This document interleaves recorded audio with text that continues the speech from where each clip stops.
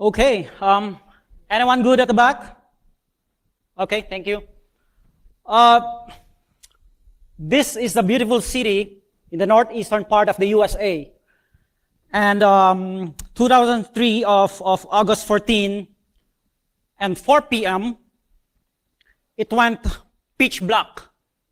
There's a power outage, and it spread through the midwestern part of the USA and some province of Ontario, Canada. So some of them were restored after 7 hours, some 2 days, and some 2 weeks. Unfortunately, some died. Okay, so this is a air traffic map that has been taken a few hours ago, like last night. So if you could see it here, it's pretty congested, right? And at the same time, this is the maritime. Okay, so probably you might be asking in yourself that, hey, why are you showing this to us? Ladies and gentlemen, this is part of the industrial control system. And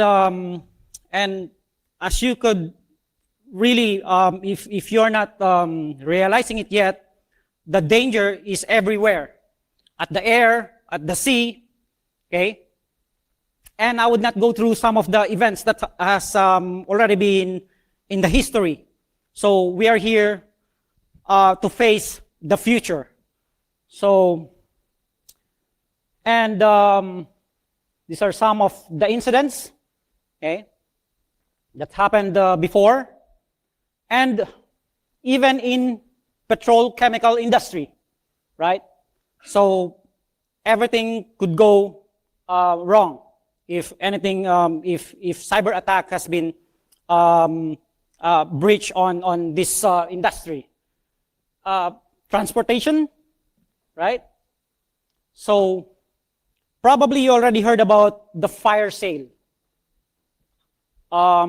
What's that movie? Still remember that? Die Hard, right? By Bruce Willis. So it's no longer a myth. It's no longer a hearsay, but it's already happening. And ladies and gentlemen, we're not just talking about the advanced persistent threats that most companies are worried about their reputation, their financial status. Welcome to the cyberkinetic attack that we call. And this is not just about money. This is life. That when people, your loved ones, are already 6 feet under, you cannot retrieve them by backup. There's no backup in life, right? And there's no equivalent to money, to life. So, I would like to little educate here on the differences between the IT and the OT, which is the industrial control system that we are talking about. They are not equal. They are overlapping on the availability, but it's very low priority in the ICS, SCADA. Okay? So if we are familiar with the CIA triad, right? If you are certified in some IT industry, mostly we talk about the confidentiality, the integrity, and the availability. But that's not happening in not so much applicable in the industrial control system. In industrial control system, there's so-called an SRP. It's not the suggested retail price, but it's the safety, the reliability, and the productivity. So imagine just a simple donut, right? I'm not sure if you already went in some of donut companies. It's all automated, okay? So there's no data there. So that's why availability availability of data is not much of importance in the industrial control system. It's the safety, reliability, and the productivity. So I'll be talking about that later. And I will not go through one by one on this, but I would like to emphasize on the availability, that's which I mentioned earlier. So in IT, it's medium to low, but it's in operational technology, it's high. Okay.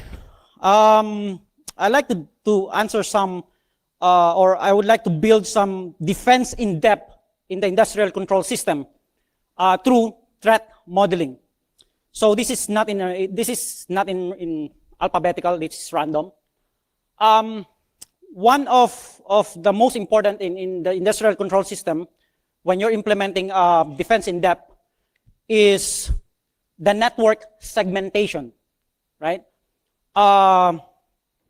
If I may say, network segmentation, so what attack does network segmentation answer?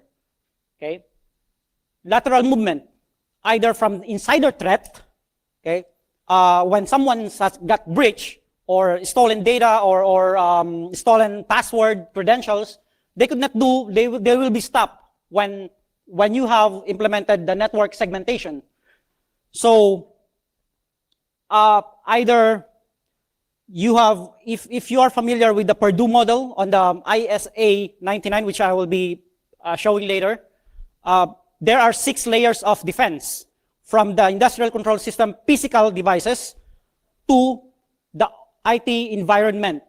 Okay, and I would say this is on the 5th layer. So before, let's say for example, a malware, okay, or worm got has an outbreak in your company, so it will be stopped on the network segmentation because it's different layers, right? So it's no longer in the IT environment. And I would say physical security, it's one of the most important in the industrial control system. Let's say, for example, a data center, a typical data center, right? So from the gate itself, right, if you have this security and before you could go inside, there should be like, okay, the security, what's the policy on the security side? On the, I mean, not the IT security, but the security guards, right? So they should have the policy of, hey, why are you here? What are you doing inside, right? Do you have any, like, scrutinize them, simply as that. And do you have any invitation? Do you have a business here, right? If no, then go back on the next day. Because we could not allow you to go inside, okay? And then if they're really invited, then someone, the security could ask the one who invited them. If it is a vendor, okay, this is one of the problem in the industrial control system on the vendor side. Okay, they could just plug in their USB drive where, you know, I would not want to reiterate what happened to Stuxnet, but that's based on the USB drive, right, from the insider threat. So there should be a policy on the access, right, either physical access, I would say. And this answers the social engineering attack, impersonation. Right? So before they could go inside and do harm on your industrial control system. One of the problem is on the patching side. Who should do the patching? The firmware, let's say for example, WannaCry, right? It has spreaded throughout the industrial control system and in the health industry because of unpatched. They're all running on old Windows unpatched operating system. So who should do that one, right? It should be the control engineering, it should be the IT, or what's the policy? Or it should be the vendor who should do that. And probably you could have this SLA agreement or any policy in between you and your vendor support that if any zero-day or CVE has been published in ICS cert or any open source intelligence, they should act right away, not just 1 day, 2 days. It should be 4 hours if it is really high impact, right? Visibility and control.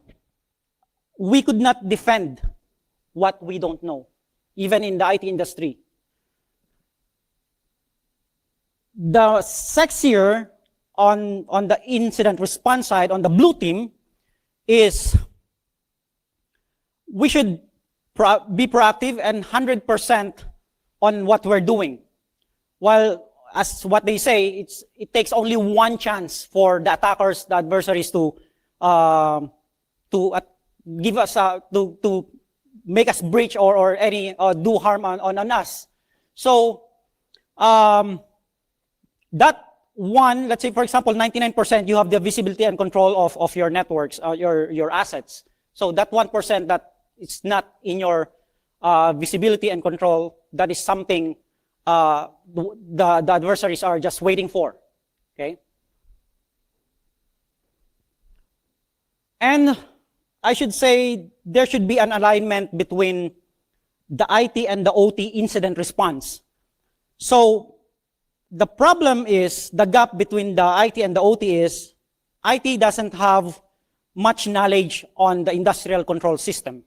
Okay, they thought that, I'm a good penetration tester, I'm a good red teamer. So I could also do that one in the industrial control system. No, it's not.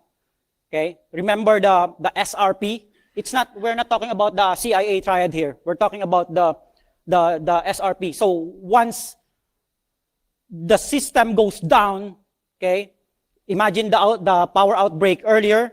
So just imagine if that happens here in Singapore, just just one day without power supply, no food, nothing, right? No internet. So imagine life without electricity. And it's not a question of how, it's the question of when. Because everything is available now, okay? We have a free software. We could use Linux, Samurai, Linux framework. We could buy some less than $200. I don't want to mention the name because I'm not connected with them. But there's a lot of gadgets that we could buy online and from. Okay, early this morning we have talked about the dark web, darknet. So you could buy it there if you want, right? And this is not a machine gun or something. This is a global positioning system jamming device. Okay, and who knows if that's designed to breach or attack an aircraft? Okay, okay. So let's talk about some practical defense in depth.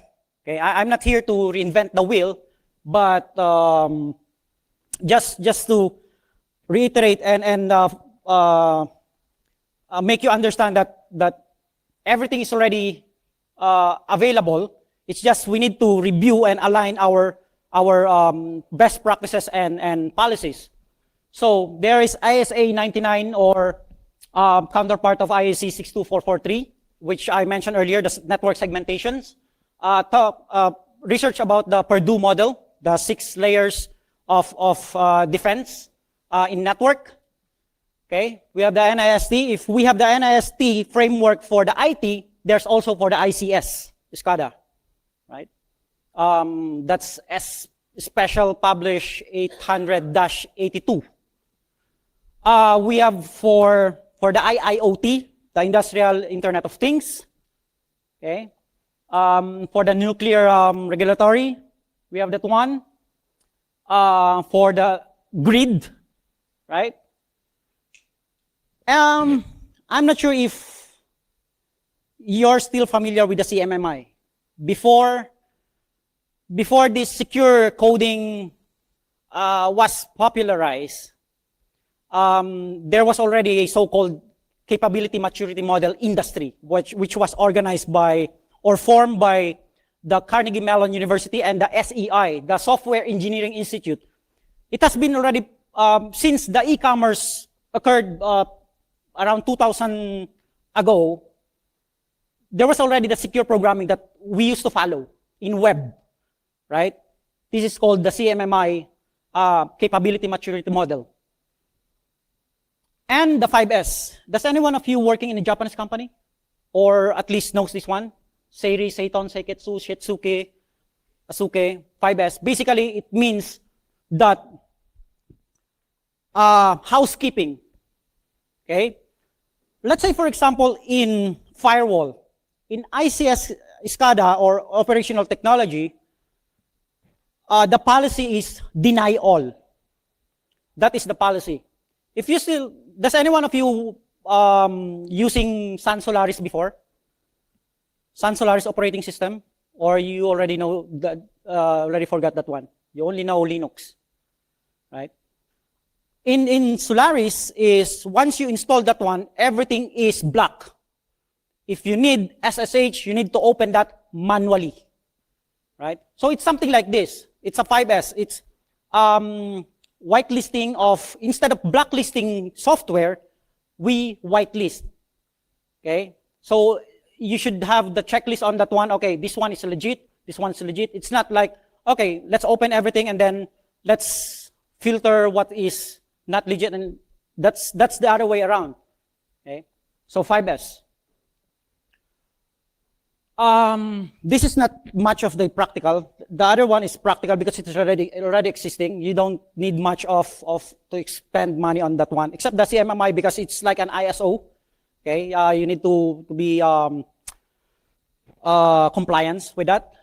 Okay, so this one is something expensive, I would say. Endpoint solution, right? If you're familiar with the two kinds of endpoint solution, we have an antivirus and the EDR solution. But be careful on selecting solutions for, it's not one size fits all that we're using it. They're probably number one in the IT, but not in OT. Okay? Look for something matured enough in the industrial control system, not in OT, right? SIM, okay? I mentioned earlier the visibility and control. So this one would give you, or easier to do a triage, right, on any incidents. The sensor, IDS, IPS. Vulnerability assessment and penetration testing. This would answer, by the way, the CMMI also would answer the question of bugs in firmware and software as well. So if we do, we're doing vulnerability assessment and penetration testing, be careful on, it should not be active, it should be on passive side, right? Red teaming, it's quite, red teaming is very useful in testing lateral movements and physical security, okay? So you should have either on the two penetration testing or red teaming, you should have the clear scope and limitation, because remember the SRP triad in industrial control system. And CTI, cyber threat intelligence is important. Okay, it would give us a proactive approach on if we are targeted or not, or what are the zero-day attack. And I would say you could use both the open source intelligence or subscribe in any of the known CTI solutions. And the most important, I would say, is training, cybersecurity awareness. Okay? Awareness on IT and the OT side. So that is most important. And I would say human is still the weakest link, and we should patch human stupidity.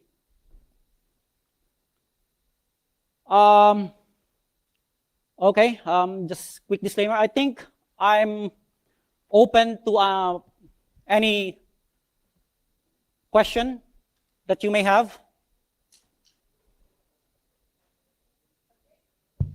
Okay, Mike, thank you very much. Yeah. Are there any questions from the audience? Okay, if there are no questions, then do keep in mind that Mike will be around more during the coming days, so please do not hesitate to ask him anything that comes to mind.